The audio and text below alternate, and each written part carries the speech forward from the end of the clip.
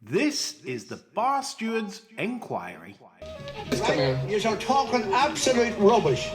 Absolute rubbish. In what way? You were an underachiever in life. I saved your bacon one time. You were gone. You handled that well. I couldn't save you. But you did the right thing.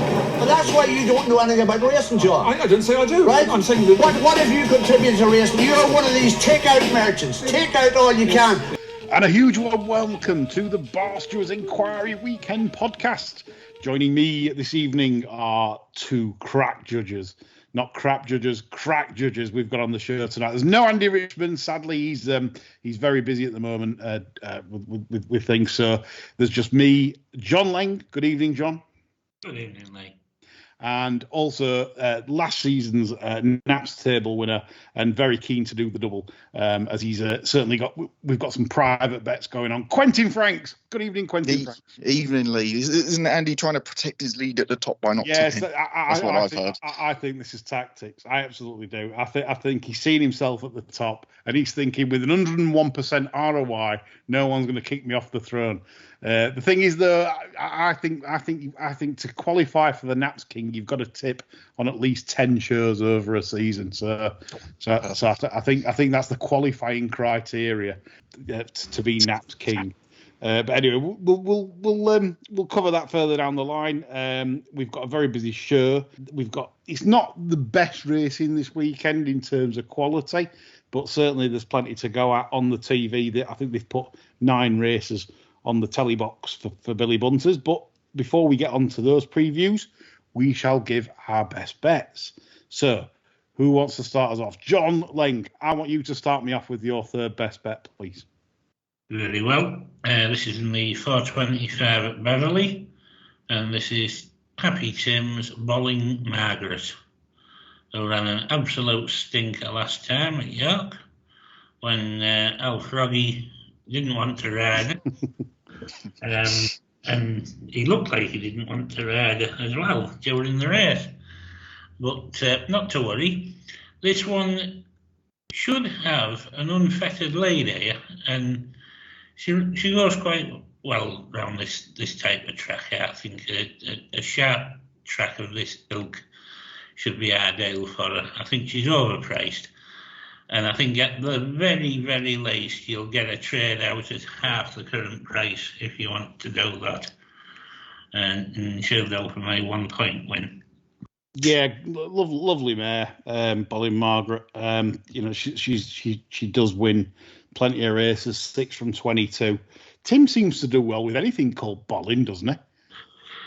Well, it's his big claim to fame, his ledger, yeah. Isn't it? I'm going to say he's won a ledger with a bowling. He's Bowling Joan, obviously she won the other day. Bowling Margaret, yeah, they just seem to be win machines, the Bollins.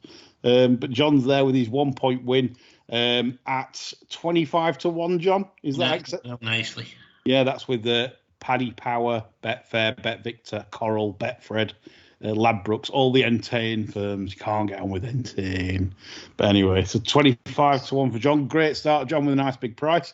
Before I bring Quentin in, I'll give mine. The 255 race at Haydock, Fillies listed race. Is it Group 3? I can't remember. But anyway, Noon Star is my third best bet. And it surprised me that I've tipped Noon Star, to be honest, because she's been fairly disappointing on the face of it. Obviously touted as a possible Oaks filly last year, ended up, second to Snowfall in the Musidora, then obviously went for the Ribblesdale and was given a terrible ride by the Doyler in the Ribblesdale. He rushed her up early, sent her keen, and she made that big middle move. She wasn't beaten far, to say how rough a trip she had that day. And then she's come back out this year, and again, underwhelmed a lot of form judges. She was scrambling at Nottingham when beating Technique. And, that on the face of it was disappointing. And then last time at York again, failing to fire and pick up really. But what I liked about the fact that she's sort of dropped a little bit in class here, I think. And secondly, both these races that have been run so far this season that she's ran in have been very slowly run. And I don't think either race has suited her. I thought she settled better for Ryan last time. And I think that's a good sign because it was a slow pace. And if she's settling off a slower pace, I'd like to see her off just more of an even pace and up in trip here at Haydock. And with that headwind tomorrow at Haydock, I mean, it's going to be good for her in the straight if she's got a bit of cover and she can be delivered late, because obviously I think the front end will start collapsing like an England batting lineup in the 80s. In fact, an England batting lineup now. Certainly I think she still has a bit of untapped potential. Adam Norman says he wasn't impressed with a coat when she ran in the Middleton recently at York. So, maybe she just hasn't come to herself. Maybe Stout's just left her a little bit short early on. Maybe he's training her for the summer races. Who knows? But I still think at this level, if Noon Star settles and doesn't win this tomorrow, then yes, I will join she's a very disappointing filly club. But yeah, so I think Noon Star, I think 5-1 is available. And I just thought that was too big for a filly of her quality, to say that she's always been highly touted and fancied as more of a strong group class filly. So yeah, Noon Star for me, 1 point win. Quentin, coming to you. I'm going to go, what's my 1 point bet in the 2-year-old trophy at Beverley. And the horse that I'm going to have is Chateau. Whistle and Fluke's the right favourite, but with some good times on the clock, but looks very much here and now, an early season type. I was very impressed with Chateau on debut. Slowly away, green, hampered out stalls by the Clive Cox horse, I think it was. Got trapped in a pocket on a couple of occasions, switched out, found more trouble in running. Had a horse running in front of it and still finished well, one love tap, and there was a lot more to give there. You had I think it was the Alice Haynes horse came out and won at Musselburgh last weekend in a very quick time. Form has a very solid look to it. I made him sub 3-1 more, 11-4, 5-2. I think there's 9-2 in a place and 4s generally. And in a race that doesn't look overly deep, Rogue Spirit comes from a weak race here. JM Jungle. Yeah, form's worked out, but I didn't particularly like it. The Riddler, time modest, will likely improve with being away from Ripon. I thought Chateau was the value in the race.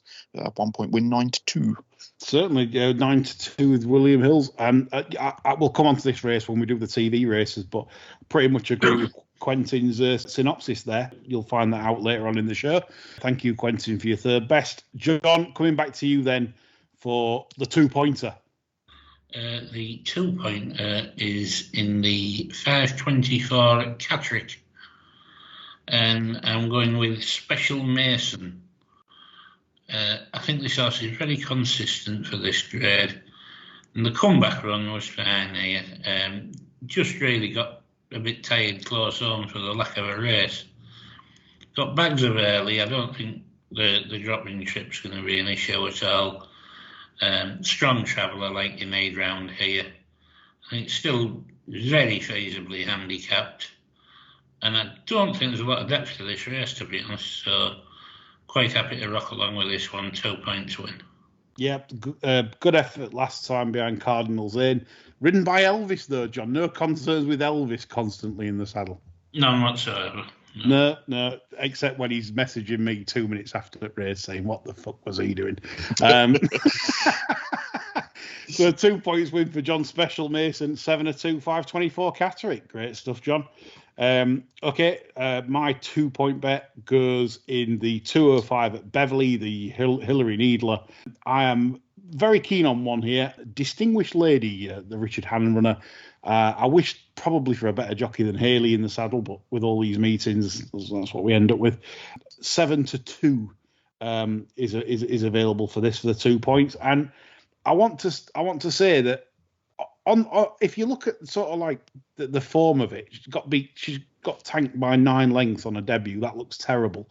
How can you tip a horse that's been beaten so far, having been prominent and in the van at Newmarket? I do think they went a good pace in that, and I thought basically that the 6 furlongs on that day stretched her a little bit, and it's the strength really of that maiden that interests me. The fact that the winner looked at a juiced up machine of Saeed bin Saroz, that's definitely group class without a doubt.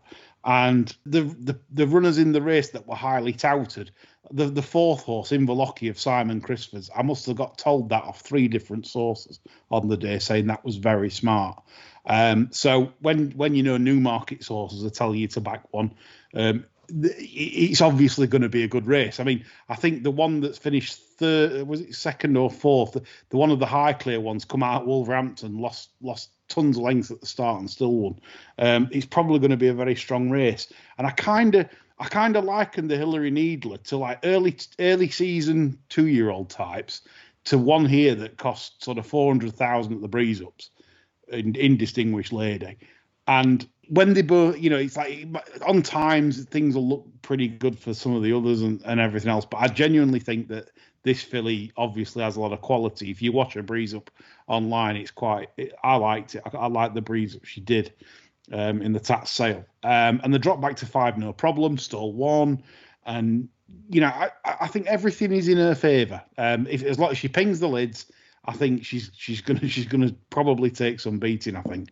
I did like Absolutely Flawless. That's the market leader, but I did say after debut that she was ready for 6 furlongs, and I think she might be in trouble on this course. I know you'll say that. Well, she won at Chester last time over 5, but they went bananas, absolutely bananas, and that just played into her hands. And even if they go bananas here at Beverley, you need the gaps, you need everything to go right at Beverley. It's a horrible 5 furlong run that. So I want something on the front end. So 2 points for me. Distinguished Lady at 7-2. Okay, Quentin, your second best. My second best comes in the 4.55 at Chester. A 3-year-old 0 to 85 handicap, Tomahawk stake handicap. So hopefully everyone can show their stakes afterwards with a few quid here. A few in a race. A few in a race I don't like. Broadstair, I've got concerns about around here on this sort of ground. They pulled him out at Sandown. He's a galloping type, and there looks to be no pace on. The horse I want on side is Rudimental. He's not got the long-term scope to keep progressing, but I think there's another win in him here. They tried to make all on the round course at Doncaster over a mile. Everyone knows it's not really the thing to do. Front running round Chester is the thing to do. So looks a good spot for him here. He tried to make all, kept on at the one pace and shaped as if the step up to 10 furlongs that he gets tomorrow will suit. Dam's a 1.5 mile winner. He's by footsteps in the sand. I've got no qualms about the trip, given it will likely be run at a steady enough tempo. Brazilian Beach in the race needs soft ground. Khatib, the Christopher horse, has looked tricky. A bit more straightforward last time out, but he's gone up 4 for coming second to, I think it was Mark Johnston's Gangway. He looks to be taking a chunk out of the market along with a favourite. I hope they keep the favourite in. As I said, they pulled him out in that Sandown the other week. But Rudimental 9-2 with a chance of a solo up top, that appeals with Stevie Donahoe up. Good stuff, Quentin. So 2 point win, Rudimental 9-2 there for Quentin. Good luck with that, sir. A good case made. Okay, we'll come on to our maximums. John, what's the max? What's the treble keep pressing? What's the keep pressing bet this week? The keep pressing bet is in the 8.45 at Salisbury, and this is Buxted Real. This, funnily enough, is a horse that I've kept a very close eye on throughout its career. I had it marked up as a handicap plot after its first ever run, actually, at Sandown as a 2-year-old. And sure enough, it got 2 very, very quiet rides, one from the Scally and one from David Egan, Ascot and Windsor. And then lo and behold, after going off 33s, 50s and 80s, the horse goes off at 3-1 at Kempton in his handicap debut, off 67 with Will Buick up, and goes and gets bait a length and a half, which was probably a bit disappointing for all concerned, including me. Then went to Foss Lass, and Elvis was up, and I don't think he was terribly busy. He went off 12-1 that day, and he was gelded during the winter. Came back, had an absolute sighter and a half under Elisha Whittington First time up at a price of 50 to 1. Then went to the switchback of Brighton with Ali Rawlinson up and a hood deployed, which I think was a bit of an experiment, and it seemed to get him nicely settled, but they weren't terribly busy again. Then they took him out on soft ground at Haydock, and he turned up at Windsor at a night meeting on the 16th of May, and he ran into a proper plot, and I was absolutely devastated because I was on about 14 to 1 on average. And I bet winner, John, at 5 to 2. Yeah, we ran into this thing of Michael Bell that had the requisite 3 runs and got back to the exclusion of everything else. Yes. Got beat we got beat 3/4 of a length. There was a length back to the other, and I'm not saying he could have won it. It was just one of them frustrating sort of performances. They've got Harry Davis up tomorrow, taking 7 off. So he's running off a net 60. We know for a fact they think this horse can win races off 67. I know for a fact he can win races off 67. I just think he's a good solid poke tomorrow. It's good to firm ground. He doesn't want any kind of soft in the description. I just think he's got plenty going for him tomorrow night. No, great case. Like I said, the racing question, I actually knew that the Bellows was sort of well touted off that mark, and it was fill your boots in the morning kind of thing. But there was no prices later on. But you had hard luck really because you ran well. For strides, for strides, I'm thinking that this could beat this. If you know what I mean, it looked like Buxton were possibly going to beat it. But in the end, Bell's probably won a shade cosy. But yeah, you never have any luck, John. 3 points win, Buxton Real, 9 to 4 with Denise Kurtz. Bend over, Denise. Get him off. Yeah, get him off. Right, we move on to my 3-pointer, and it goes in the 240 at Beverley. Might as well stick to a track that I know and love, and how it rides and works, except it got abandoned the other day for slipping up on the bend. That bends. Have you ever walked round Beverley, John? Yes. That when you walk into that bend at bottom, God knows how they get 14 horses round there. Well, they do it in single file, don't they? You've got to do. He literally is. Honestly, I mean, you could probably it can't be more than about, I don't know, I'd say 30, 40 foot wide, something like that. That it's a terrible bend. Amazing. If you try to make your ground up going up round that off a downhill run, I think you want your head examined. Yeah. Anyway, so 240 at Bev, and I'm very, very keen on one here. I think this is it's a Rick, Rising Star of Marco Botti's, Stefano Churchy in the saddle. It's 11 to 1 available with William Hill and Bet Victor. And the reason for this is a filly really that she's always very hard on herself in a race. She's always keen. But Neil Callan, who obviously has come back racing UK, never sat on her, ends up just trying to restrain her out the back, and she's just not having any of it last time at Ascot. So you're getting the price because of the bad run last time, but that's not how to ride her. All the wins, they've just let her go, really. They've said, away you go, pop out, either sit handy or try and make the running. And it kind of works because she does rock and roll quite well.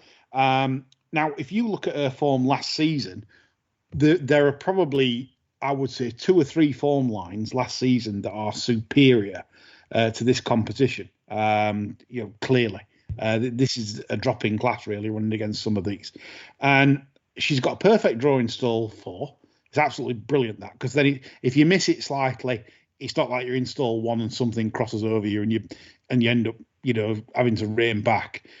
Four's fantastic at Beverley. So if you ping the lids, you can sit on the shoulder, whoever wants to make it. And I think that's how I'd ride her if I was riding her tomorrow. And as I say, she's a good filly. She's got good recent form. She was third to Highfield Princess. Obviously won the Duke of York. There's nothing negative to say about her other than the last run where people say, yeah, how can you tip that one finishing last? It was the wrong ride to give her.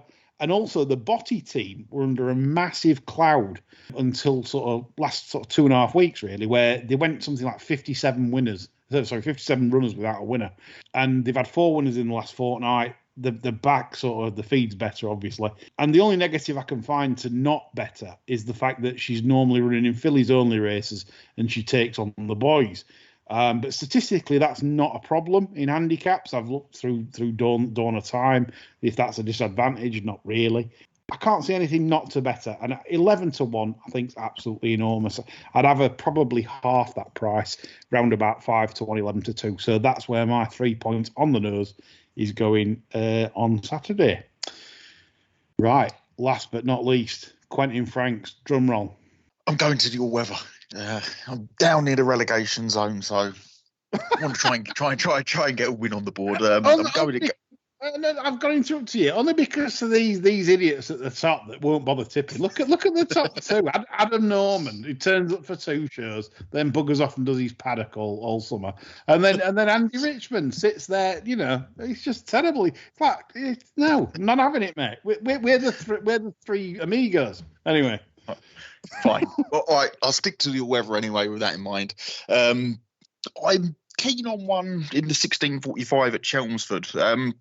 Natural Path is the horse in question. The angle win for me is I like the sire Tornado on the all weather. Really good record on the all weather. Horses bred by him that are having a first all weather start that ran on turf. 9 wins from 47. 1.29 actual over expected, 17% return on investment. He caught the eye for the Michael Bell yard. First start of the season at Newmarket. Slowly away, made ground more towards the centre of track that was unfavoured that day. Slight trouble in running, kept on well enough. It was in a 0 to 105 and he gets a big downgrade here. The dam herself had 1 start on the all-weather Panda Spirit, bolted up by 4 lengths on her second start. I'm convinced the way he goes for a race, he's going to be better on this surface. The few in the race, Blue Flame drawn wide. Tomoff didn't look to want it last time out. Perta de Vega, I'm pretty sure it wants 6, not 7. Dutch Decoy's Dutch Decoy. Mabasha for the bodyguard, like as you said, they're in better nick now. But I feel his best form's over a mile rather than 7. Decent draw in 2, 3 even. Should sit handy. When he won at Yarmouth last year, it was more a handy sit. And it's not much pace on. Hopefully a point shoot job, and 9 to 2 looks on the large side. Love those angles on the all weather with Tornado, etc. Good proper insight here on the pastures. None of this cheap rubbish. Yeah, I love that, Quentin. So you want some 9 to 2, and you want 3 points, obviously, on the nose for your naps. Yes, please. So that concludes our best bets business. We hope you found that enlightening, and hopefully you'll find 1 or 2 of our selections to club in with your own, and hopefully it'll make a good weekend. Okay, chaps, without further ado, we shall move on to the television affairs. It's obviously not Group 1 action or Group 2 action even, but we've got some fair content. Haydock's not a bad card, really, very competitive. So we shall start there, and we'll go to the 145 race, which is the Achilles listed affair. Dragon Symbol heads the market at 9 to 4. Disappointed quite badly, I felt, at York, but some horses often do there. Any thoughts on this, chaps? As you said, Dragon Symbol, he disappointed at York, but horses can do that. He was fat as butter in the paddock by all accounts, and you kind of look at this race and the downgrade's massive from what he's been running in. I think 5 furlongs is going to suit the way he's gone through half the race well, and just cut out. And you said in the Sunday sermon, I think these horses can finish tailed off at York and just bounce back. Yeah. You've got Clarendon House and Natalis Bay. Robert Cowshard's hardly firing all cylinders at the moment, are they? 9 to 4 looks big. Surely he goes off sub 6 to 4 this.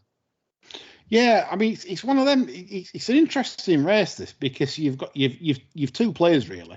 You either think, well, Dragon Symbol's last 2 runs haven't been anything like. It's gone to Roger Varian, who's not a known trainer of sprinters. It's a quite kind of a strange stable swap, I think, from Archie. I think Archie's been a bit unlucky to probably lose the horse, and Roger Varian, not a great. I can't remember any massive sprinters that Varian's ever trained, and there's just part of me that thinks he's not in love with the game anymore. He's always been quirky, because if you remember when he got DQ'd to Ascot in the Commonwealth Cup last year, he hung right across the track, and I just wonder if he's just, I don't know, is he just started to sort of mess around a bit? I don't know. I could be totally wrong, but it's such a quandary for me that I have to like say, it's that ball that just moves that side off stump, and you just have to say no.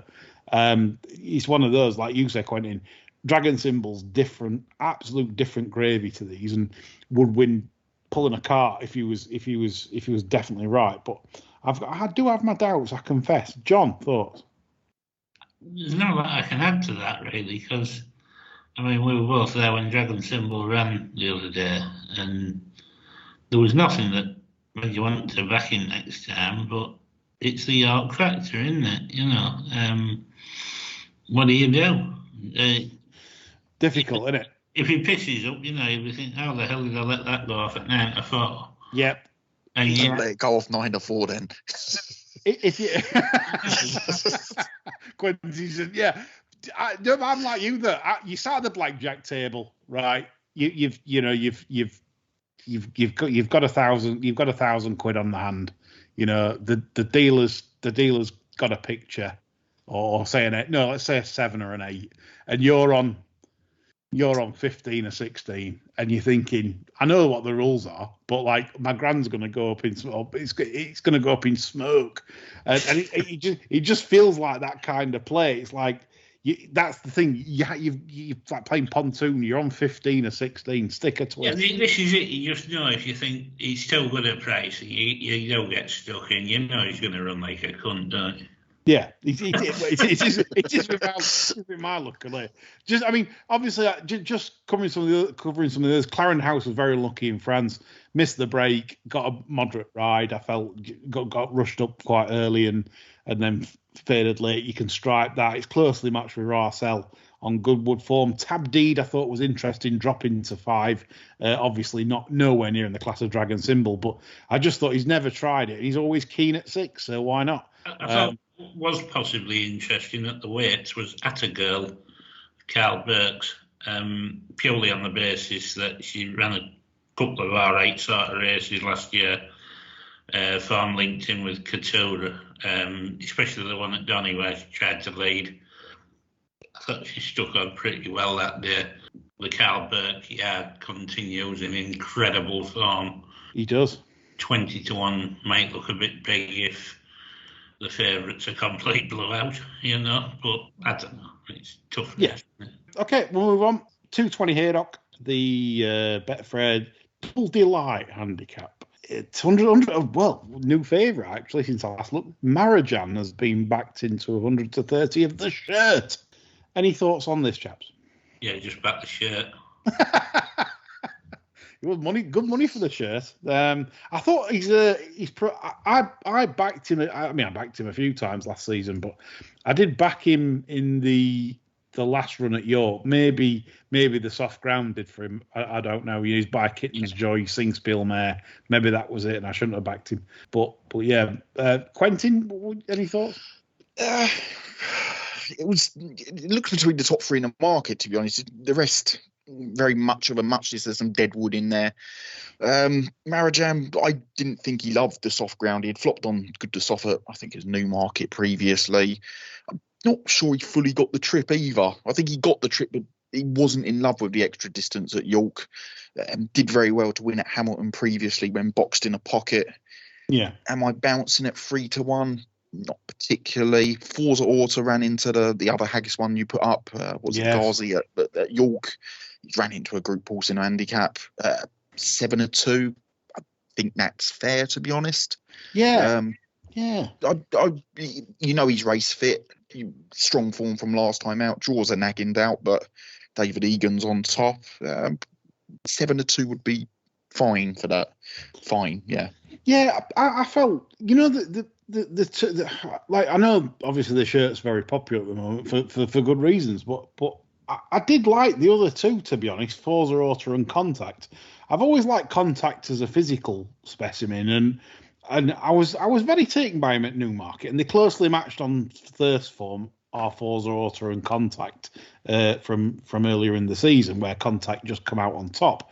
But since then, Forza Auto for me is just improving at a rate of knots, because I thought he did ever so well to nail an easy leader in Tribal Art at Hamilton. I thought that was probably underplayed in terms of performance.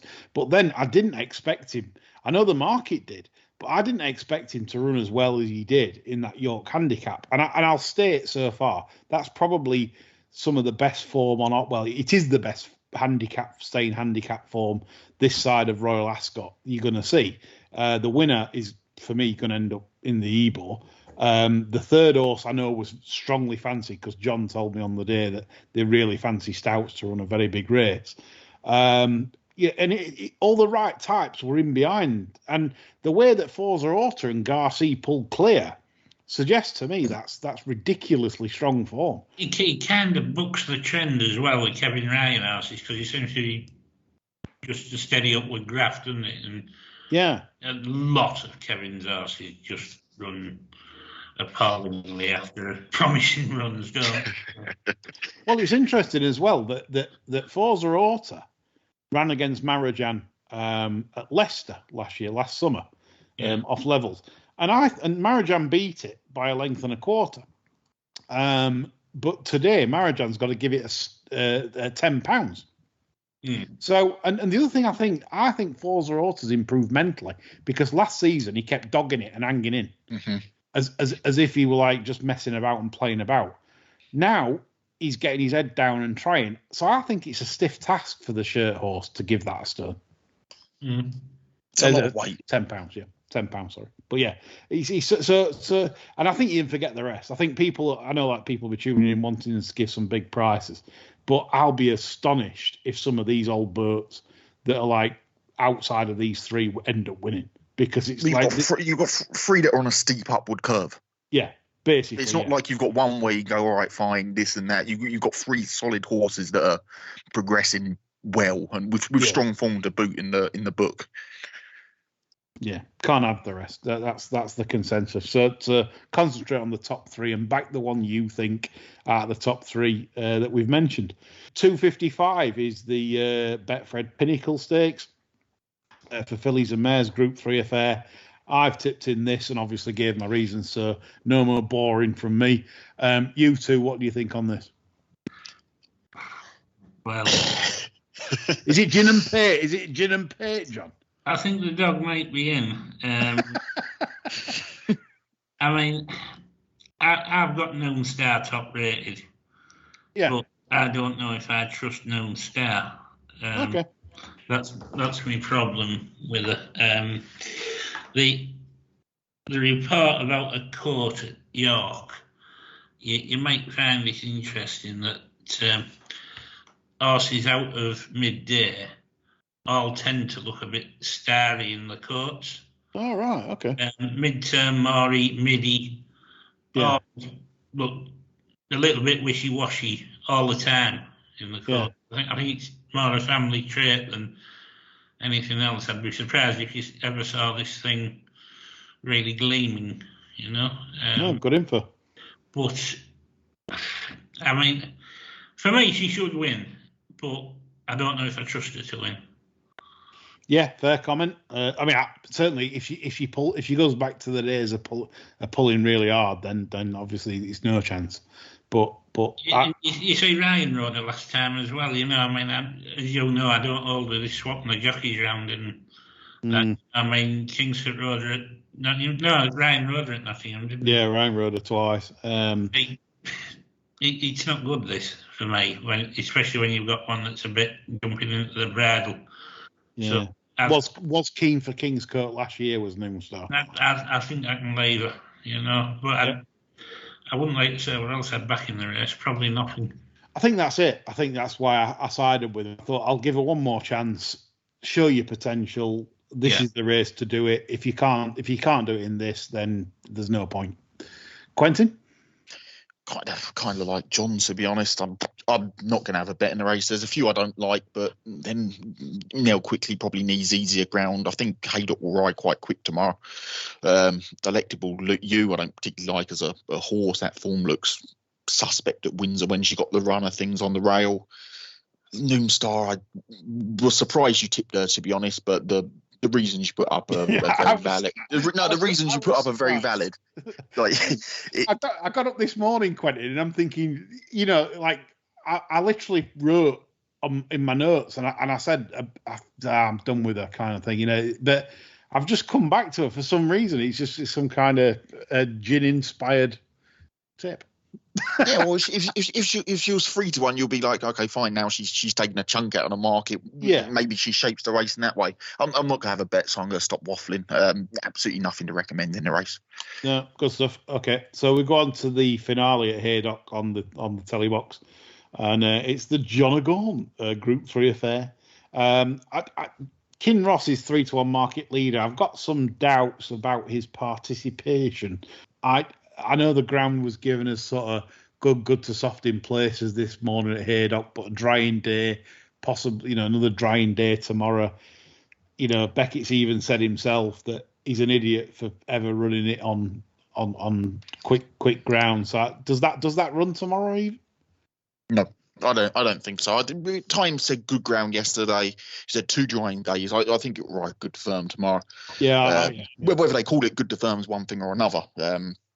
I don't think they run first start of the season. You don't need to risk it.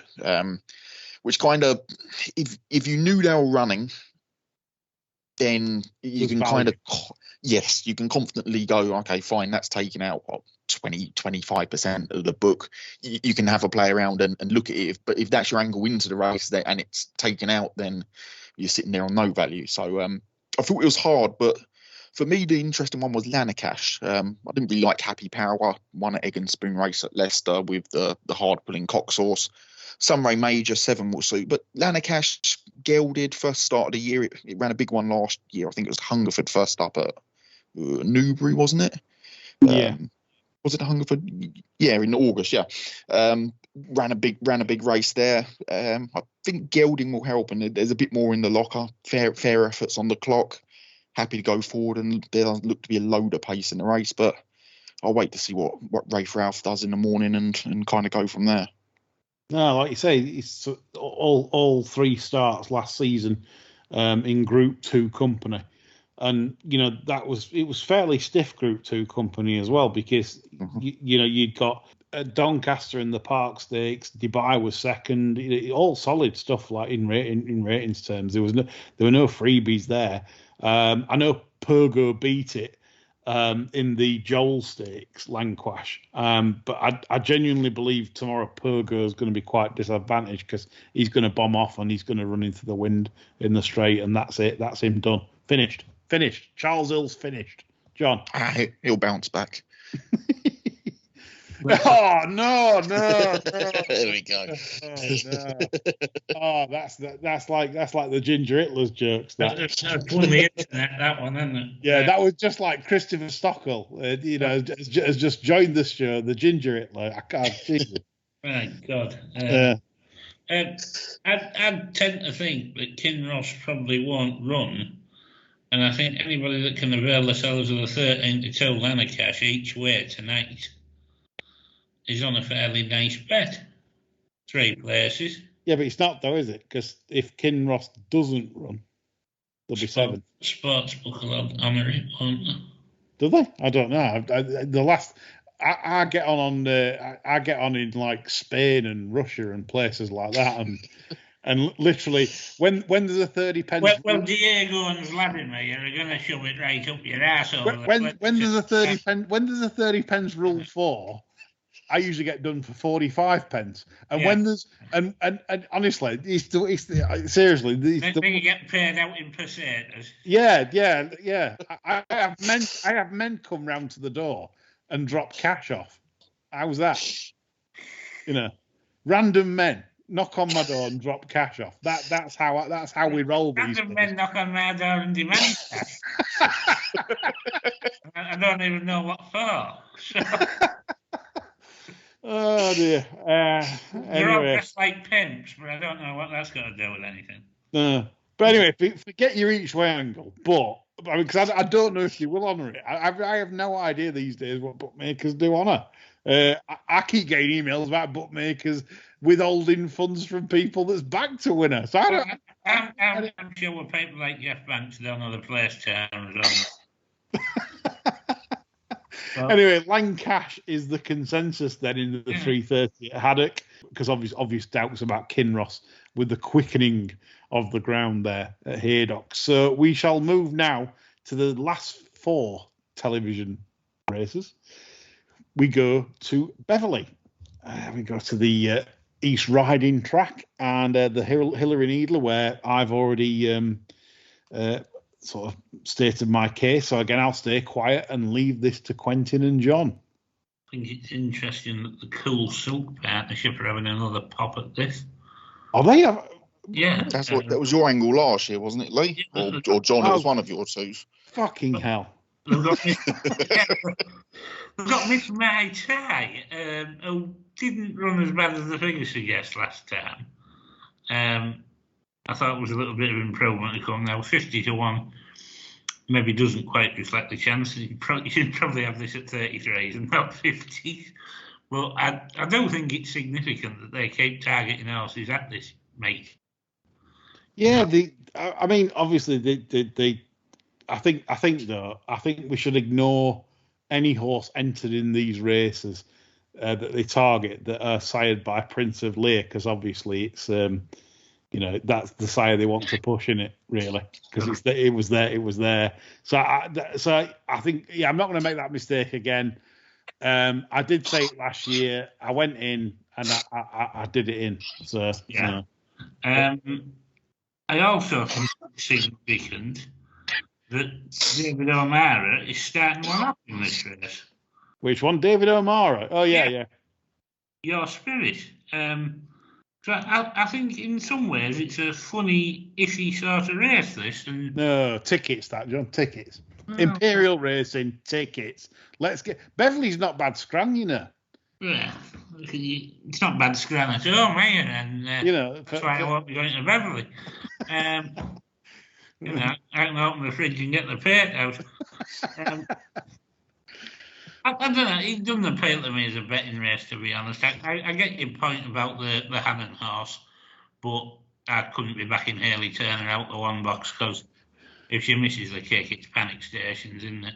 Do you know what? Bollocks to you two. I'm going to start siding with golf club now. You've pissed on my chips with both of my bets. I've tipped 3 fillies. I've got to have stress of tipping up 3 fillies on a day. I always like them.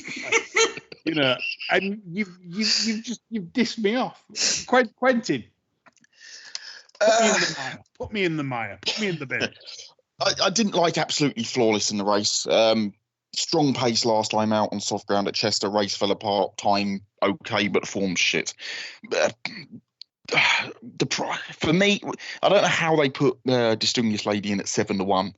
Like 7-1 was the price they put her in on Thursday, and obviously that got lapped up. 5-2, 11-4. Do I really want that? Not particularly. I like her. She went through the race very well. She got kind of broadsided by one horse on the wrong part of the track. Is she overpriced at that? No, not for me. Parfire I didn't particularly like. Primrose Ridge drawn 9. I don't mind the Kilt horse Fragrance. To be honest, at 8-1, I felt she showed enough battling qualities at Caderick. Time looked fine. Form got let down at Nottingham, but I thought that was a strong race. The paddock looked all right there. I didn't like the favourite. Fragrance I will likely have a bet on at 8-1. Okay, have you lads read the trainer comments for this race? I'm just sort of reading. I'll tell you what, right? If you want a laugh, and if your listeners want a laugh, read the trainer comments on number 2, Breath Catcher, from Brian Ellison, because this is one of the best excuses I've ever heard. She got spooked by she got spooked by some cows that came over at the start last time, but it's nothing to worry about. The Beverley cows. Have you not seen the Beverley cows? They're all over the place. The ground was a bit softer that day. She wants it better. I mean, he's blamed the cows, John. Well, he's 66 to 1, you know. I mean, I think Ryan should be going in hard and heavy there. Just, you know, if he can keep the cows off her back. The thing is, if he's blamed the cows, why is he coming back to the cows? Well, maybe think she's used to the cows now. Anyway. Yeah, it's a good one from Ellison, is that? Yeah. Good old Brian. Great trainer, though. Trained me a lot of winners, as Brian. Love him today. He's losing it. Anyway, 240 Beverley. I've tipped in this as well. I seem to have tipped in everything. Yeah, so go on. This one, prepare you. Go on. All right, I think we're going to go a bit mental here. On the front end, because Percy's lad likes to be up there. And Will Gewick's not used to Beverley, so I can see him going astride too fast and getting yours off its head. Yeah. Wob, wob, wob. Adrian Catley knows what's required around Beverley. He'll be sending that one forward. I think the interesting one here is for Al Misery Guts, to be honest. This thing has a phenomenal record running within a week, actually. And there's been a bit of money for this, and I'm not surprised because it got a fairly quiet sort of ride last time, and I think it could have done a lot better.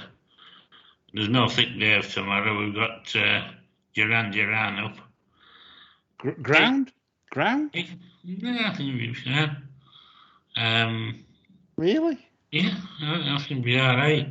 She'll have put plenty on for this after the Farrago last week. So I think this is very, very interesting here. Especially given the record of runs within a week. That's quite significant with this horse. I get the impression it's one of these that doesn't do a tap at home and needs a blast very close to a race. It sounds like I need a rope tomorrow, where you two's gone about mine. It's disgraceful. There, Quentin, he's tipped Happy Tim. What are you going to tip in this? Percy's lad, I didn't like. He had the hot rail at Yarmouth on a day where, like, it was boiling hot. That rail was hotter than fucking Maidan on a Dubai World Cup night. Then it had a solo at Nottingham. It's up to 96. It's got a decent bit of back form, but short enough round Beverley as well. It's absolutely no chance of getting a solo tomorrow. You got Wob Wob Wob, I'm a Gambler, Rising Star. The one that caught my eye, I think the cheap pieces are back on. Yeah, pieces are back on for O'Meara from 1. I hope Jason Watson just takes a sip. 14 to 1 appeals on Aaron Moore. Ended up 3 deep round here. Faded, shaped like needing the run. 14 to 1 looks big, given he's drawn 1, should get a nice slot on the rail. I thought he was overpriced. I came close to putting him up as my 1 point, but given doubts about some others. You're both wrong, but anyway, I mean, seriously though, Quentin makes a good case there. Hugo Gregory beat Aaron Moore over this course and distance in September. They're more or less off the same terms. It's not even worth mentioning a pound, but it's interesting that Aaron Moore's 14s and Hugo's getting well backed. Aaron Moore's got the plum draw in 1 as well. So yeah, you make a fair point there, Quentin. But you're both going to be wrong anyway, because my filly's going to sort you out. Right, we've gone to the 3:15. It used to be the Brian Yeardley. I know. What happened to Brian? Where has Brian gone? He's just been wiped from history now, hasn't he? It was the Brian Yeardley Memorial, wasn't it? The Brian Yeardley two-year-old trophy. Yeah. And now Denise has stepped in and erased Brian's memory, the bitch. Brian Yeardley. He sounds like he must be some kind of Tory party donor to get striped off the race title. Might have been a friend of Prince Andrew when we lost the York Yard, didn't we? So. Yeah, it was what was it? The Duke of York, 1895. Yeah, the original Duke of York, apparently, rather than the current disgrace. Yeah. Anyway, Quentin's out of tipping in this one because he's told us about Shatter, and I said I'd discuss a little bit because I thought that was carrying quite a bit of condition at Salisbury. I only got a look of it behind the stalls, but you get a good camera view at Salisbury because they zoom right in of him walking around the stalls, and I thought he was certainly slack. So I could imagine Shatter improving a ton for that, and he got mullered out of the stalls. That was disgraceful. I mean that's a red card. If that was football, the instigator on the inside, the grey horse, that would have got a red card for that. It was disgraceful. So Shatter shaped with a lot of promise. So I kind of warmed to Quentin's selection there. He's right though. Whistle and Fluke's the right deserved favourite. I like the Riddler in terms of progression. I think physically he's all there, and I agree also what Quentin said about coming away from Ripon. I don't think Ripon was necessarily ever going to be his best track. So I thought the Riddler would carry on improving this season. I don't think he's going to be quite good enough though from stall 8. That's the thing with the Riddler. So I probably agree with Quentin myself, John, on Shatter because it's a nice physical sort. It is. It's not a bad stamp of the horse.